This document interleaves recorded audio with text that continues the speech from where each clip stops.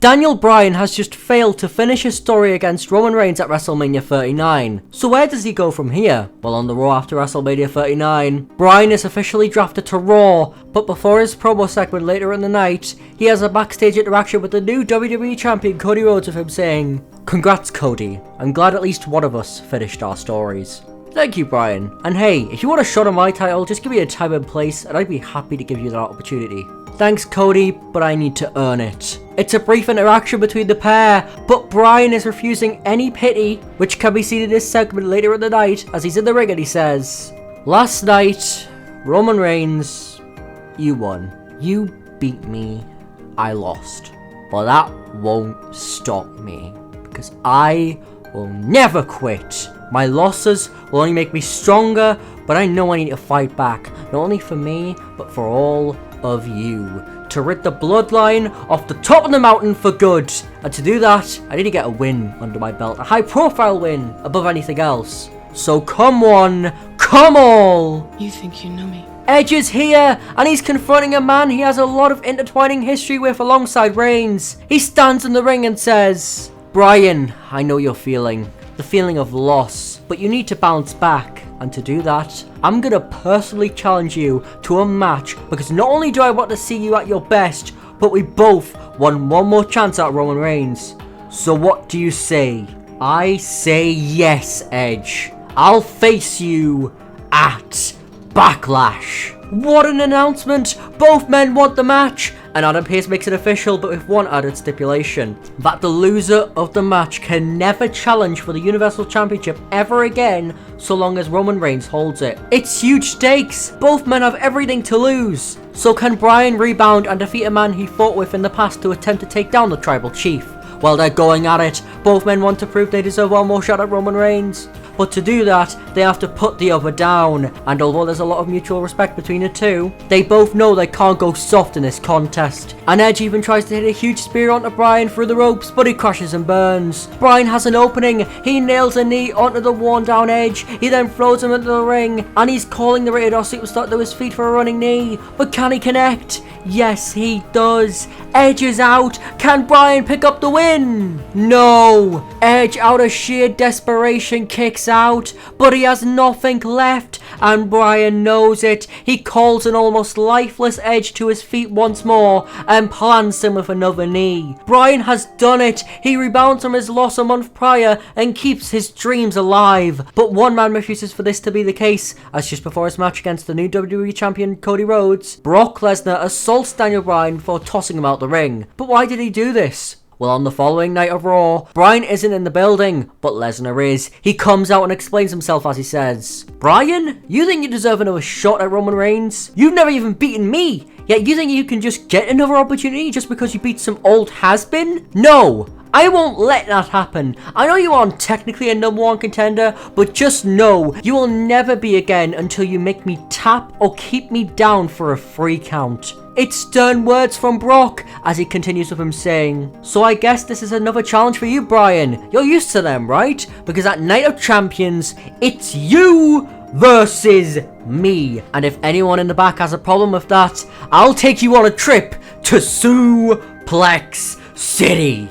Lesnar lays down the law, but what will Bryan have to say about the challenge? Well, he doesn't need to answer verbally, as leading into Night of Champions, it's full-blown warfare between the pair. The only words Bryan speaks are when he gets separated from the Beast as he screams, "You wanna fight?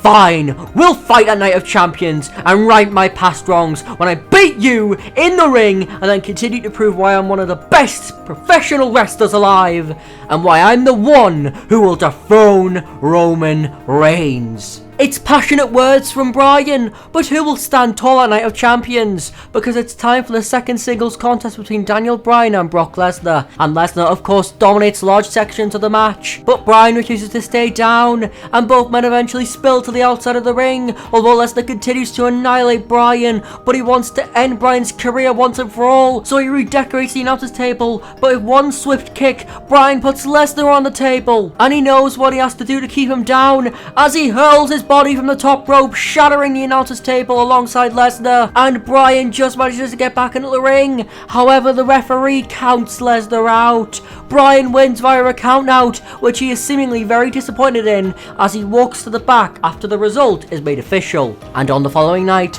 Bryan is in a no more contenders match for the Money in the Bank ladder match between himself and Dirty Dominic Mysterio. And it seems he has a chip on his shoulder following him being unable to pin Brock Lesnar as he's more vicious against poor Dom Dom, although he eventually relents and locks him in a yes lock to pick up the win.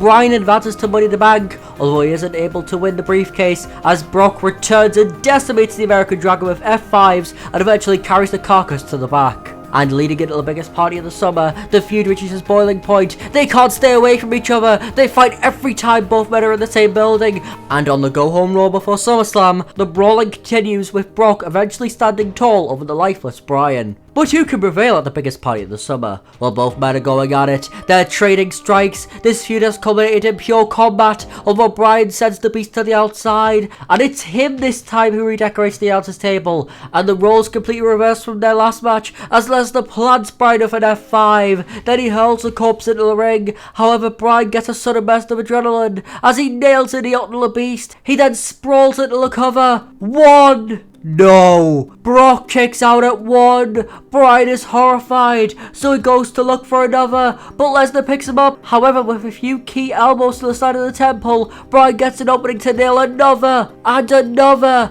And with 3 running knees, Bryan puts the beastly demon to bed. And on the following night, Bryan is in the ring and says, "Last night, I finally conquered Brock Lesnar, but I still can't challenge Roman Reigns. I have to wait until the Royal Rumble match to get my last chance at Roman, so until then, I need to continue to prove why I deserve a shot at the Chief whose tribe is crumbling under him. And I've talked to Adam Pearce, and he's told me to make it official that at Payback, I'll be issuing an open challenge, because if I can't continue to fight day in and day out, if I can't train for the most important match of my life, then why would I bother?" It's a huge announcement by Bryan, but who will answer the open challenge? Well, at Payback, Bryan is patiently waiting for his opponent when Jimmy Uso brings a bloody Jey Uso out. Bryan is in shock, everyone is shocked, and Solo Sikoa comes out of nowhere and nails a Samoan spike onto Bryan. It's an absolute disgrace by the bloodline, but that's all Solo does. He spikes Bryan and leaves just like WrestleMania. Bryan is furious, and with his rage building and building, he leaves.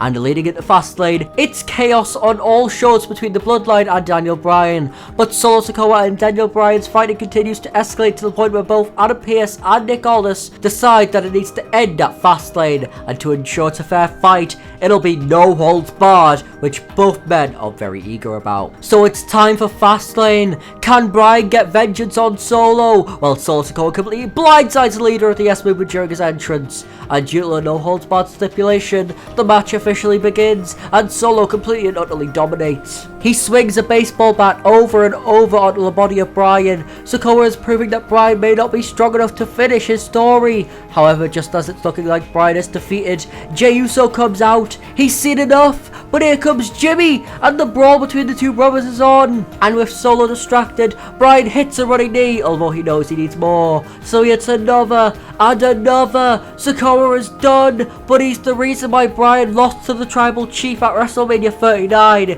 So he applies a yes lock onto Sikoa. He refuses to let it go. He wants his revenge for what he did at WrestleMania and Extreme Rules, although eventually he does let it go, even though it's only because Jey Uso forced him to. And the two men have a tense stare down. Bryan is seemingly starting to join the dark side. And on the following night of Raw, Bryan kicks off the show and says, "Jey, please come out, man. I need to say something to you." And Jey does. He stands in the ring with Bryan saying, "Last night, something snapped inside of me. The fact that I've been screwed time and time again by you and your family, I couldn't hold it back. I couldn't hold my anger back. And I'm sorry, not only to you, but to the entire WWE universe. When I step into the ring, I only want to prove I am the best. And after that second bell rings, that should be it. But in all fairness, I should be mad at you. After all, you were part of the reason my life became hell. But I can see in your eyes that you have changed for the better. I can see you are no longer corrupted. So I'm giving you the second chance that I'm gonna ask for. Even if I don't deserve it, will you do the same for me? Can we put our history behind us and move forward against evil? And Jay responds, of course, man. I know what they've done to you. You had every right to do what you did. But at the end of the day, that's my family, Oos. And even if I hate my own blood, they are my blood, Oos. And if I can help it, I don't want any of my family to get hurt and have to sit on the sidelines. Thank you, Jay. It's a heartwarming segment between the pair. Bryan's anger subsides after getting his vengeance on Solo Sikoa, but he still needs revenge on Roman Reigns. But his revenge isn't to injure him, it's to take what he holds dearest to his heart, the Universal Championship. And from now, Bryan's story all the way until WrestleMania 40 is almost identical to Cody Rhodes' journey to his second match against Roman Reigns, aside from a very crucial plot point. That being that The Rock comes back and tries to talk Bryan out of challenging Reigns rather than immediately putting Bryan on the sidelines so then he can make his choice at the WrestleMania kickoff press conference, and the rest is history. Everything is the same, including the matches, and including Daniel Bryan finishing the story. And if you like this story, I think this might interest you.